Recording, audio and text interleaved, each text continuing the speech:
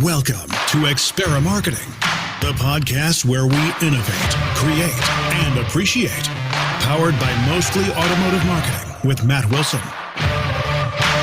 Here's the host of Experimarketing, Chief Experimarketer, Colin Carasquillo. That's right, ladies and gentlemen, Experimarketers of all ages. It's Colin Carasquillo, Chief Experimarketing Officer here with the Experimarketing Podcast, episode 20 today, Buyers Before Your Eyes. Without further ado, let me bring on my co-host, Matt Wilson. Colin, what's going on? Hi, friend. How are you? Hey, man. Thanks for having me again. Good to co-host again. 20 episodes. We're still going strong. I have a lot of people reaching out saying, hey, we didn't think you'd make it past episode 5, but here you are with 20 episodes. That's not very friendly. No, well, I'm joking about that. But I will say people have reached out, which is really great to hear that the community is listening. They've said automotive podcasts in general usually don't have a very long shelf life. But here we are, what I guess I'll call season 2, now episode 20. Still going strong, but that's because I have you, my trusty co-host, to bring the energy, to keep the excitement. You know what? I think that the reason automotive podcasts don't last very long is the same reason that like a dealership's effort on social media. Like we got a person who's going to be our Twitter person, and then they do it for 3 weeks and then they give up because it's a lot of work and there's like no immediate impact. And it's the same thing with podcasts. I think people are gung-ho about it. They don't realize how much work and effort it is, and then they just kind of give up. But not you, Colin. You're sticking with it. Good for you. Well, listen, we do it for the passion. We do it for teaching the advertising community. And so today, on episode 20, Buyers Before Your Eyes, we are going to talk about one of my favorite things, which we often talk about on Experimarketing, but it's going to be a little interesting twist on it today. But that's about data. Data. You like data, right? I like to say data, but yeah. All right, data, potato, tomato. Yeah. Either way, any way you slice it, and dice it, you need the data to make some informed decisions with your marketing, ensure that what you're doing from an advertising perspective or even from a dealership operations level, right? That your decisions are well informed, that what you're doing is giving you the results that you're searching for. And where does all that come from? It comes from the data. So let me ask you, as a account director with Silverback Advertising, you guys are looking at data all the time, right? That's informing your decisions. All the time, because otherwise you're just making decisions on either what you perceive to be happening at your store or in your market or with your customers.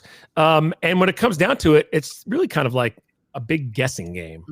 But you need to have data to back it up, whether it's CRM data you're using or you're buying big data or you're using an agency or you're working with Experian. You need to have some evidence to help make your decisions, and then also look back at what's working and what's not working. Right. And I don't want to get too involved here, but I have a relationship with Experian. I use Experian in a lot of different ways and have over the course of my career, both on the dealer side and on the agency side. And I'm a big Experian data fan. Hashtag not an ad. Like they're not paying me to say that. I'm just saying Experian that. Again. You gave away our surprise. Oh, Matt. sorry. No, that's okay. So if you guys haven't figured out there, dealer community, all of our listeners, we're going to be talking with a very special individual today. Her name is Amy Hughes. She is the Senior Director of Dealer Intelligence at Experian, also an expert panel member for Dealer Marketing Magazine, dealermarketing.com. Hi, Amy. How are you?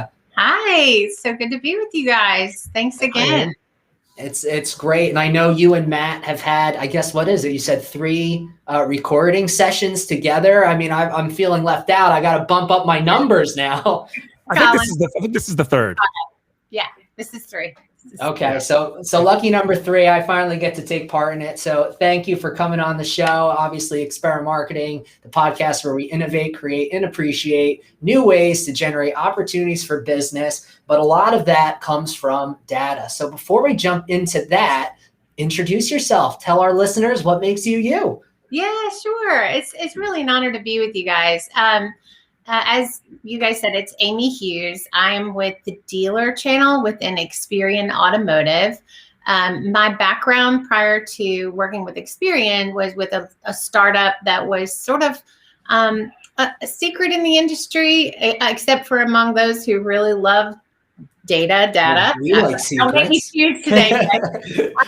And it was called String Automotive. And as a part of our dealer BI platform, we utilized data from Experian. Experian purchased our company. And so now, obviously, I'm with Experian. Mm-hmm. But that time with String was really, the time where we were creating and knitting together about 17 different data feeds in order to sort of help solve some of the problems that you guys were talking about in the intro, where you need to innovate, you need to sort of constantly be looking for benchmarks and KPIs to grow your dealership and keep them on track and move them forward. And so as a part of that sort of venture, I spend a lot of time in front of dealers, helping them organize their metrics and get all of their data in one place, talking to one another so that you could look at not just how well are your advertising campaigns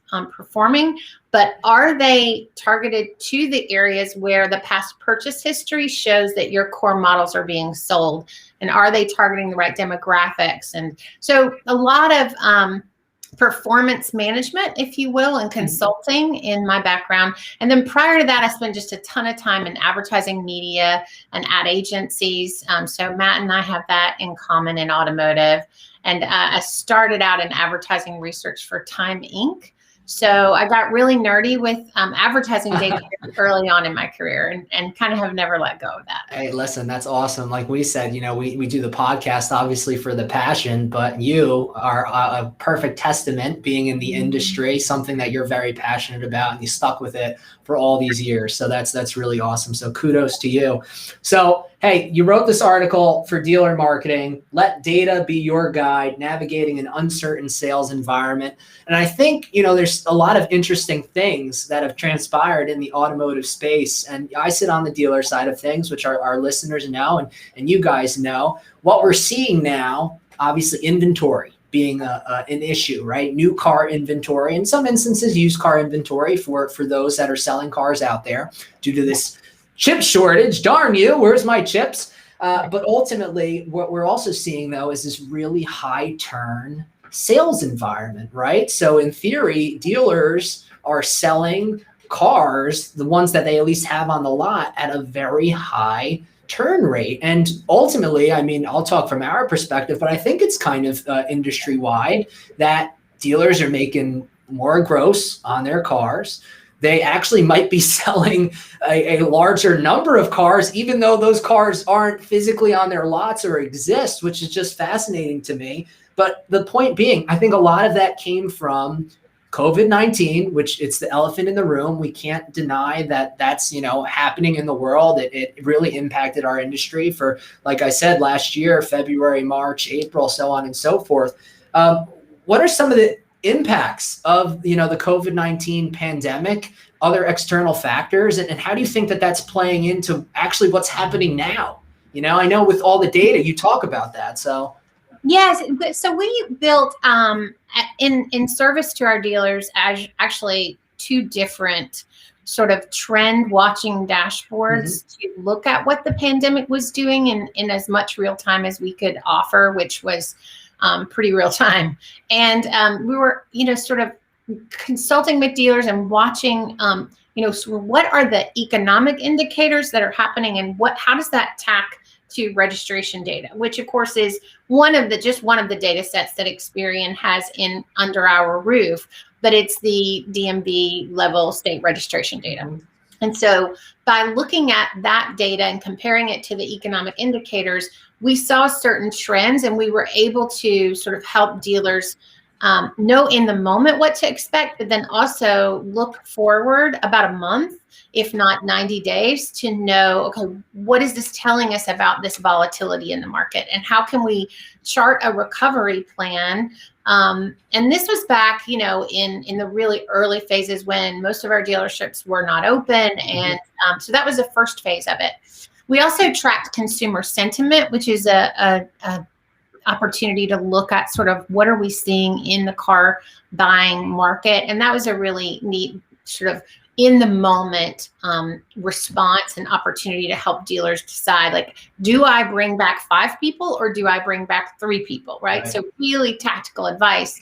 And so the second layer of our marketing insights dashboard is really taking that inventory issue into consideration. So because we have a window into all of the auction volume nationwide, we're able to allow dealers to pull down by make, which used cars are you having a shortage with, and then they can look at a map that details for them where they might find that inventory. And so again, helping them determine how can I respond in near real time to the challenges that I'm facing in the zip code surrounding my store. So that's what we're all about at Experian. We look at those macro trends. Like, for instance, one of the things that we learned by tracking the data this way against the economic indicators is that unemployment, any sort of uptick in unemployment is going to obviously slow automotive registrations, but it's about a month before you see those lines begin to cross on the dashboard.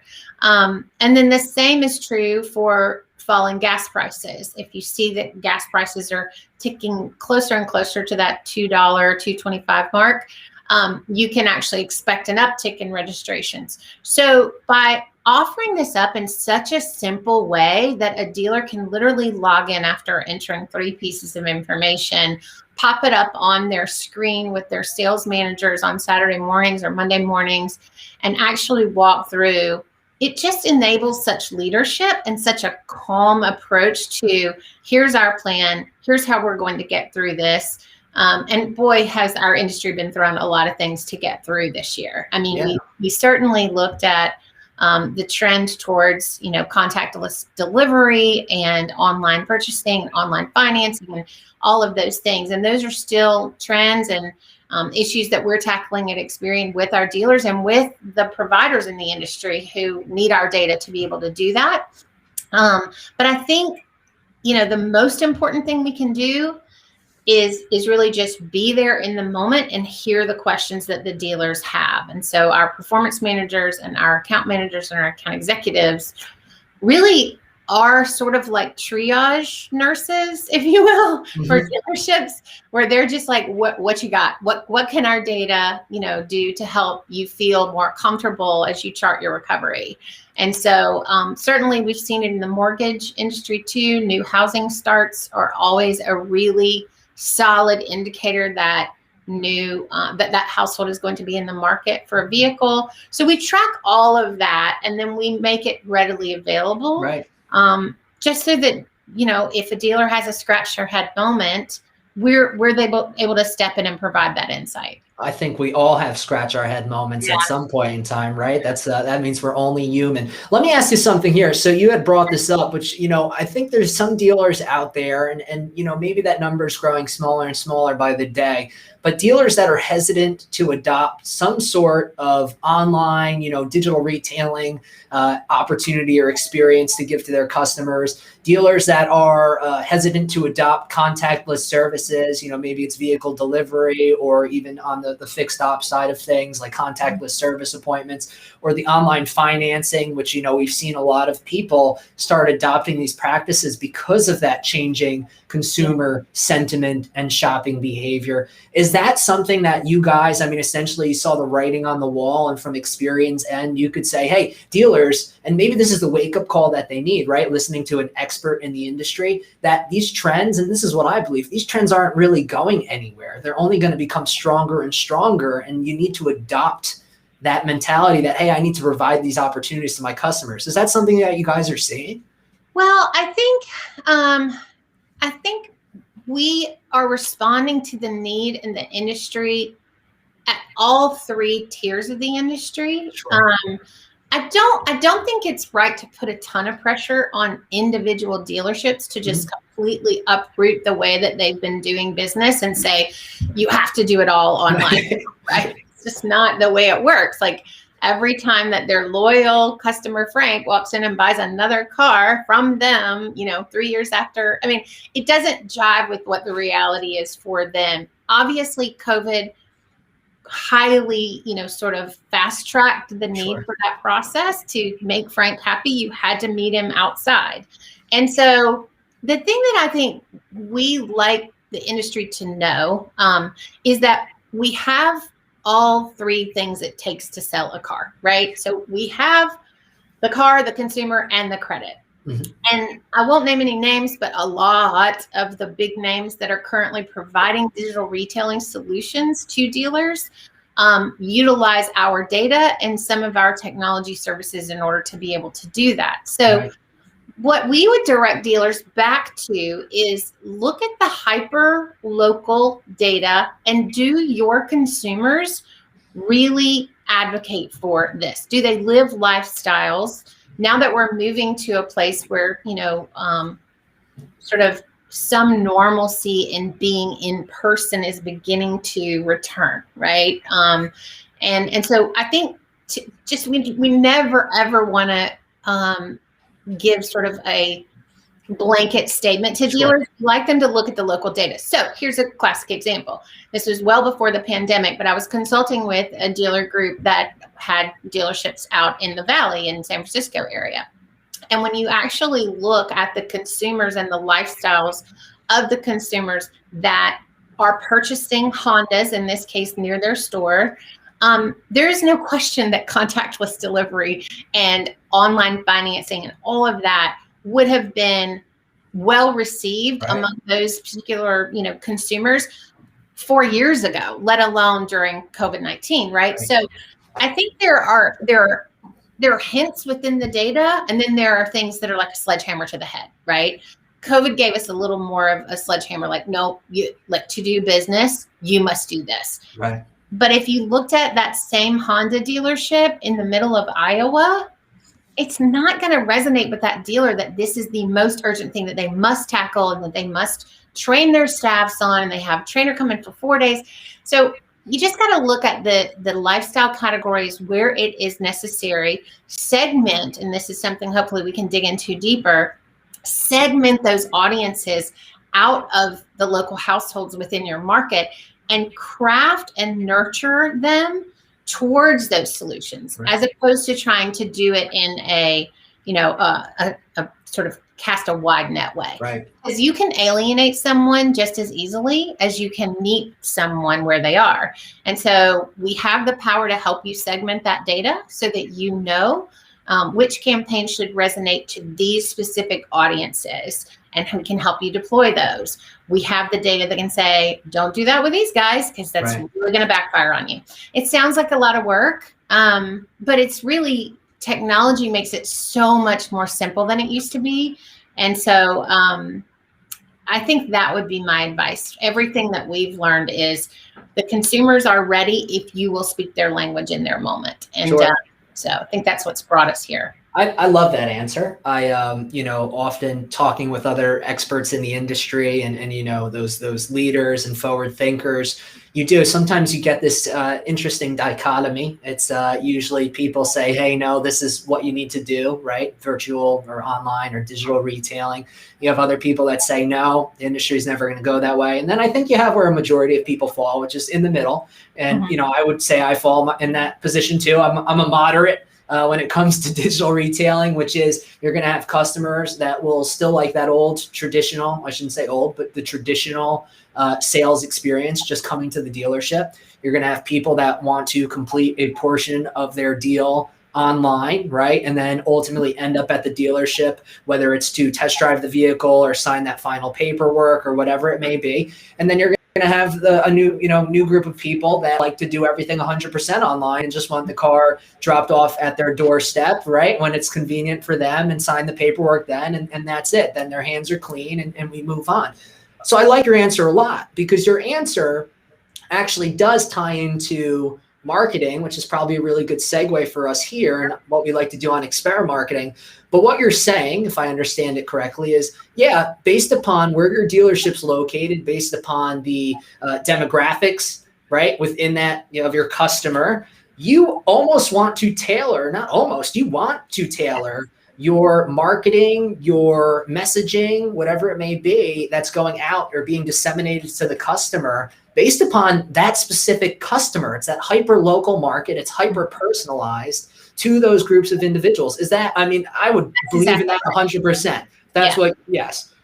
So yeah, there's a couple of ways to do that, Colin. So full disclosure, obviously, if you've ever heard me talk on, you know, a trade show, at a trade show or anything like that, Experian has a platform that does this for the dealers. It makes it point and click simple to know who is buying a Honda Accord in my market and who is buying a Toyota Camry in my market and who is buying, you know, the Subaru Outback, and how are they different and how can I speak to them differently? So that aside, though, there are ways for you to take your own customer database and append all of those lifestyle categories so that you understand, you know, data within dealerships is messy and out of date. And to say the least.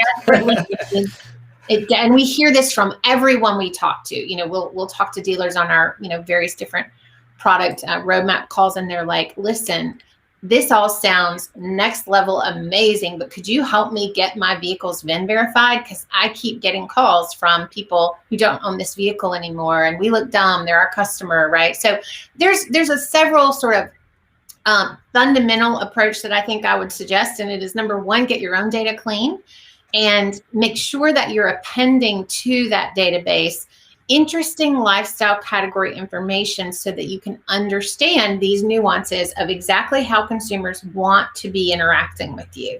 And so through Experian's consumer view database, we're able to append those lifestyle categories to your own database. So I would start there. Also VIN verify your data, and then begin to look for moments in that consumer's life, especially since they are your customer, where you can meet them where they are and ask about the process. So for instance, I have a daughter who is about to turn 16 and she is going to drive my car. She's taking over my Jeep Wrangler. Hey, Jeep, woohoo! Yeah.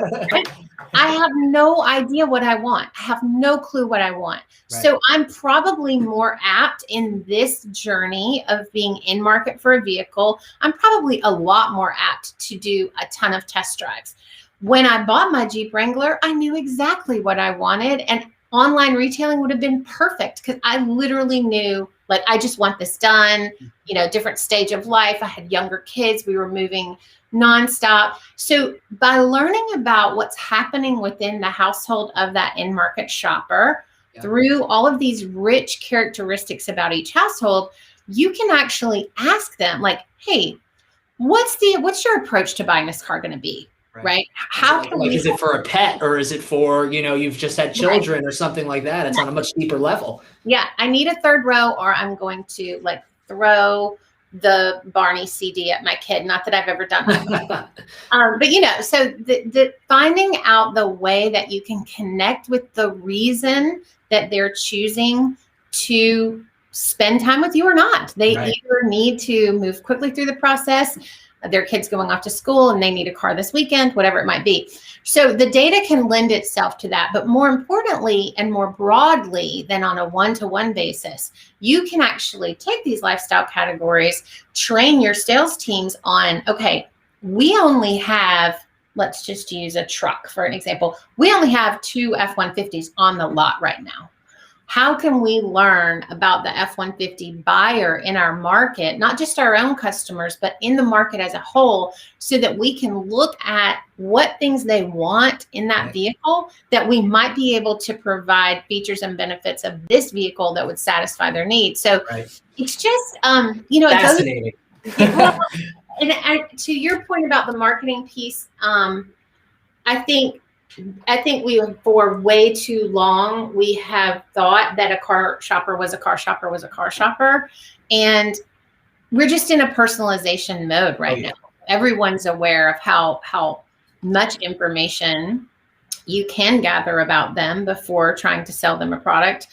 And, you know, it's not that they want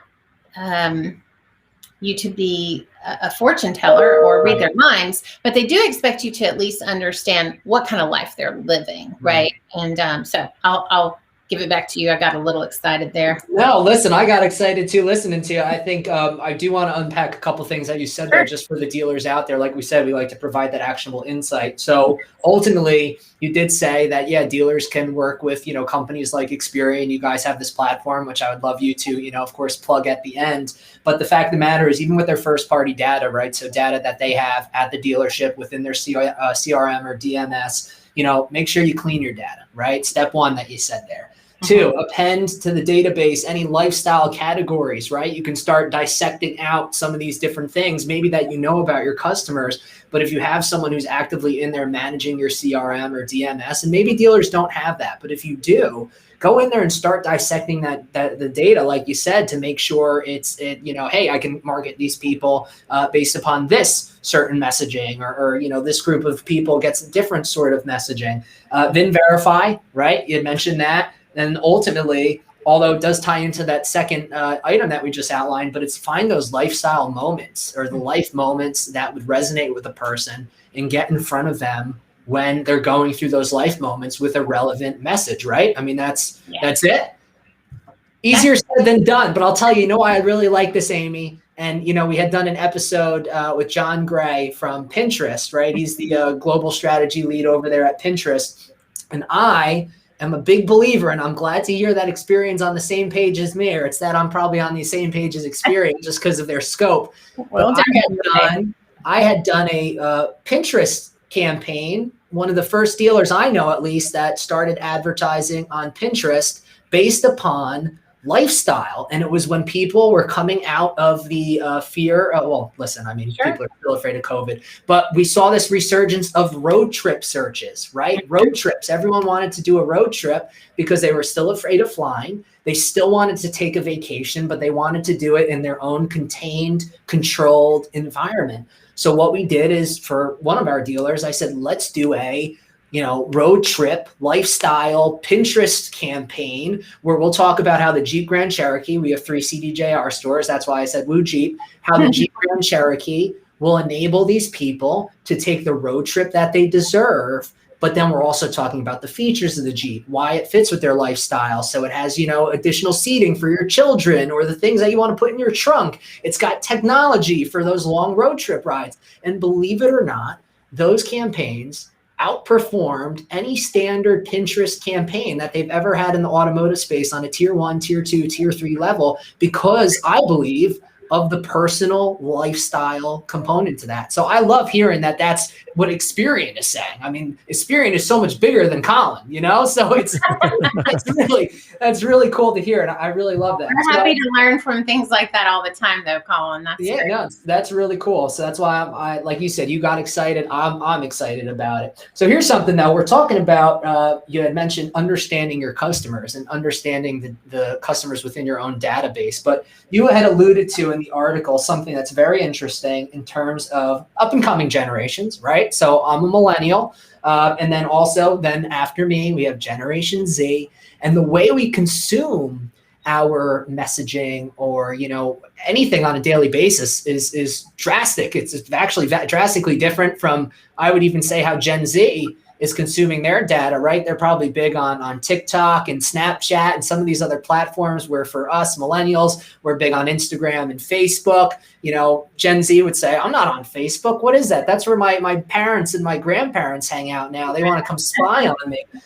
So even with those different platforms, obviously then the marketing is tailored differently to the audiences that you're going after. But here's something. So, Gen Z, and just talk me through this a little bit. And this is a quote from your article here. But basically, Gen Z is more likely to finance a vehicle than millennials, okay? And additionally, your research found that older millennials, so ages 40 to 30 or 33 to 40, are more likely to purchase passenger vans, while Gen Z tends to prefer sedans. So now understanding these general or generational nuances can help tailor your marketing strategies with more relevant messages that resonate. So that's what we're talking about, is tailoring messagings to resonate. But So walk me through that. So Gen Z more likely to finance than millennials. Millennials more likely to buy passenger vans than sedans. Yeah, I mean, I don't know if you guys have seen that awesome commercial where they're in the minivan and they're like, "Trust me," and they go around back to the concert, and I was like, "Oh, that actually lines up." That makes sense. But no, I mean, I think that's what is always the intent of data, is to actually look for the surprises within it, right? The critical piece of that particular study, looking at, millennials and Gen Z and how they become a cohort, is that they, for the first time, have outpaced in their growth, right, the baby boomers or really any other generation. And so we talked earlier about tracking consumer sentiment by generation. It was really stark, the difference between what Gen Z and millennials sort of how they persevered through week by week these pandemic challenges, and the baby boomers and their willingness to be shopping for a vehicle and not. So it's really so critical that you are breaking down your messaging into not just the generational aspect, but what are Gen Zs and millennials like on Long Island versus in Detroit, right? And so that you can really craft that messaging that resonates. Now, because we have such sophisticated insights now, and they're integrated into, so for instance, the two that you just mentioned, where obviously there's a leasing propensity for one generation versus financing for another. So it's important to look at where they are within that journey and take your actual audiences, whether they are programmatic display, social, even some of your Google AdWords campaigns, and ingest the offer in such a way that it makes it personal for them, right? So why would you segment an audience of, a Gen Z and actually hit them over and over again with a lease offer, right? So by pulling all those pieces of the puzzle together, you're not just resonating with them on what their lifestyle is like and how the vehicle fits their lifestyle, right, but you're also talking to them about the next step. And I know, some of the insight that comes out of this millennial study is quite surprising, but in the Gen Z world, they're like, I got money now, take it. Like, I can't be sure that's it, spend it. Right? So they're like, just go ahead and let me just do this now. So, but that's the key, is being able to look, and we share all of this data obviously with the OEMs as well. So being able to have that waterfall effect of your campaigns matching up with what they're advertising at tier 1 and tier 2, just reinforcing it at the local level. So that's great. And I mean, really, really awesome to hear. But even with that, I mean, so ultimately it's basically, hey, if Gen Z is more likely to finance, well, you better make sure you almost have a Gen Z campaign built out, essentially, that talks about financing the vehicle that they want, because that's what resonates with them. And then if you have millennials almost doing a, vans or whatever it is. Here's something interesting. Now, this is off of kind of our little outline that I put together here, but what do we think then if Gen Z, and this is now just like conversation, but if Gen Z prefers sedans, what happens to all these manufacturers that say we're cutting sedan production? That's why it's important to take a look at the data, right? As these generations shift and they, we go back to the macro trend of the economic indicator of gas prices, right? Sedans tend to be more popular when gas prices are high. So I think, connecting the entire industry ecosystem around this sort of seeking of the truth and being able to react to it as quickly as we possibly can is so important. And you can definitely see that the industry is getting that. That's why the article I felt was on point, in the sense that for the entire industry, not just dealers, there's a much higher comfort level to seek out the data, because the data can be broken down and displayed and actually communicated so much more easily now. It's not spreadsheets and bar graphs. It's like, no, click right here. This is what's so great about this particular insight for you, Mr. Dealer or Mr., or Mrs. OEM advertising agency representative, whoever. You're kind of coming around the same insights.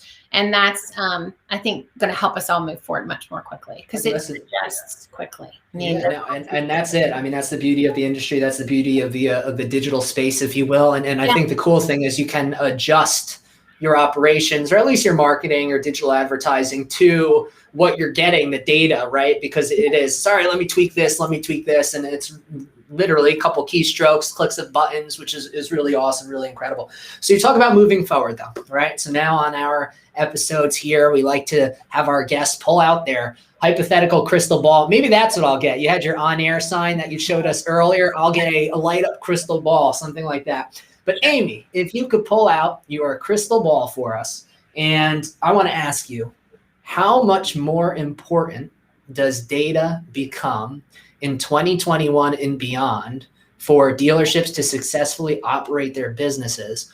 Or is it really the be all end all? It's definitely going to become more important because we've had this natural advancement towards, this natural uncertainty has actually created a much higher tolerance for data being ingested into the org, right? So it's definitely going to be super important, but I think it's not just the data, it's being able to be nimble with the data and knowing upfront where you can source the insight that you're looking for, right? So one of my favorite sayings is, if we all have data, let's look at the data. If we all have opinions, let's just choose mine, right? I think now we are at a place, that really has kind of come to the crescendo of dealers really, it's not just about opinion anymore. And you sort of led with some of this in your early banter. I mean, it's not about opinion. We're beyond even remotely being able to walk in and saying, what do you think? Get the used car manager and the new car manager together and say, what do you think we should do with our advertising this month? And that's the way I was raised to respond to the industry. But I think if the pandemic taught us anything, it was, we're going to look at the data. Right. That's what we're going to do. And so I think that's where it will become, much more necessary and really just comfortable. Like it's a comfortable part of the way we operate now. Is it the be all end all? No, it's really not. It's the gut instincts of our dealers, though we would replace a lot of them with data if we had our way, they are what has made them successful. Sure. Their connection with their own communities and their understanding of those people is always going to be the lens through which any data set is viewed, right? And so I would say certainly watching for the trends and preparing for the trends and then looking to see if that's matching up in your market, it would be my advice. And that would be, if I had that crystal ball, what I would be looking into. Are gas prices rising to the point that I'm worried that sales are going to slow? Is unemployment rising to the point that I'm worried? And how would I change operationally if those economic indicators begin to make me nervous, right?